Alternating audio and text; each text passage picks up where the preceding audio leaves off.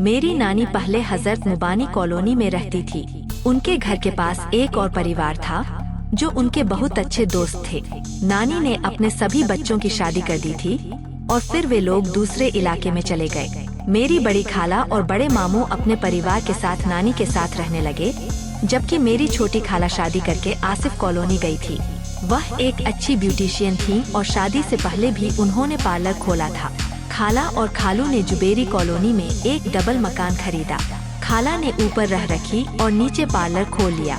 उनका पार्लर हर साल धूमधाम से मनाया जाता था। खाला की एक प्यारी गुड़िया थी जो उन्हें बहुत पसंद थी।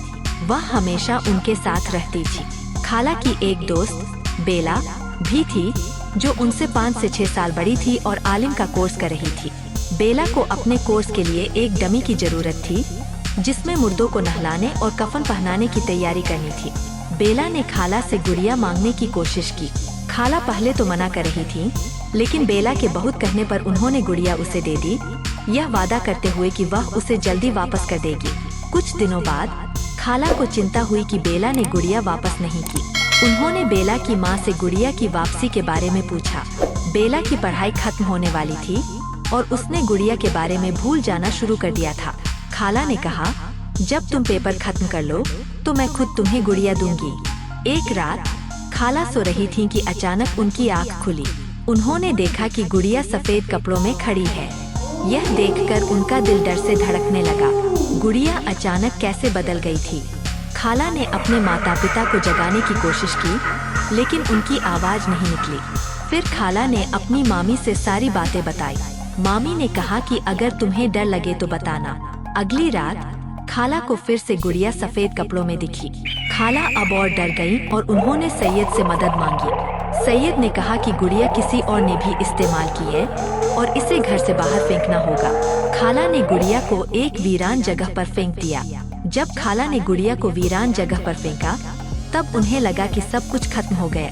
लेकिन एक रात खाला की नींद टूट गई। उन्होंने सुनी थी कुछ अजीब आवाजें, जैसे कोई उन्हें बुला रहा। वह घबरा गई और डरते डरते खिड़की के पास गई। वहाँ उन्होंने देखा कि गुड़िया सफेद कपड़ों में फिर से खड़ी थी उनके सामने।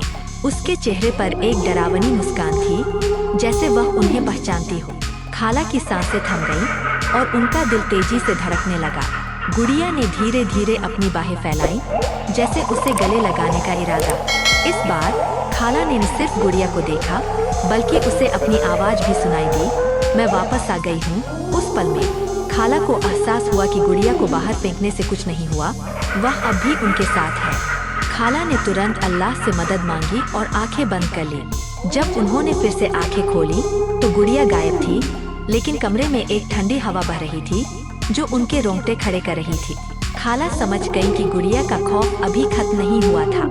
उनकी धड़कनें तेज हो गईं और उन्होंने तय किया कि अब वह कभी अकेले नहीं रहेंगी। गुड़िया का खौफ अब भी उनके आसपास था और उन्होंने सोच लिया कि इस रहस्य का सामना करना ही होगा। क्या आपको लगता है कि खाला गुड़िया से निजात पा सकेंगी? अगर आपको यह कहानी पसंद आई हो तो चैनल को सब्सक्राइब करें और अपने विचार साझा करें।